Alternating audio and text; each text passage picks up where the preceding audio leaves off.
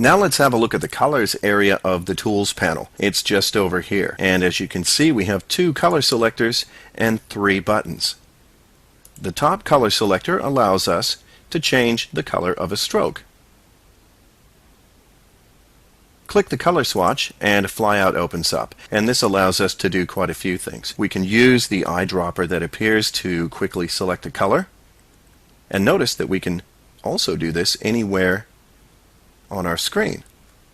If we want to, we can sample a color from up here in the top bar. It's a gray, or from anything in our scene. We can also choose from a few default gradients down here at the bottom as well. Now, you're not restricted to these. If we single click in this area here, we can drop in the hex code for whatever color we like. Flash will automatically update and show us the color here. To apply this, when you're dropping in hex values, hit the Enter key or the Return key. Okay, I'll return, and we'll have a look over here. We can also set alpha. You can set a numerical value or drag a slider. We can also turn the color off completely. And finally, click over here in the corner to open the color picker. This is the standard Windows color picker. If you're on a Macintosh, you'll see the Macintosh color picker. Alright, let's OK that. And the fill color selector does exactly the same thing. Now, there's one thing to point out with these.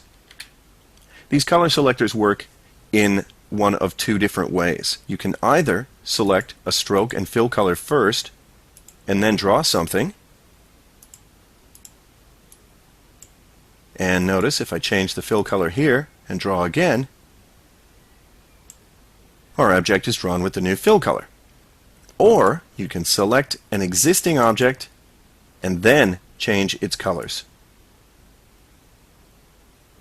I've just changed the fill from red to blue, and now with the same object selected, I can also change the stroke to green. So this gives us some flexibility. We have 2 ways to use these controls. And if you've been observant, you would have noticed that these colors down here have been changing every time I select something up here. That's because these selectors in the Properties Inspector do just about exactly the same thing. Okay, now what are these buttons down here? Well, the first one on the left will set both of these colors to the default black and white. Click them and it's applied. Again, notice that because I had an object selected, the new colors were applied to it. The next one does the same thing as this button over here. In each one of these color selectors, it simply turns that particular color off. Notice, by doing that, I've made the stroke disappear.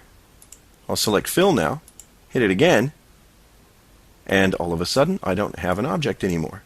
It actually deleted the object. It didn't just turn off the fill and stroke, it got rid of the object altogether. Well, that's no good, so I'll turn them back on. And the final button here swaps the colors.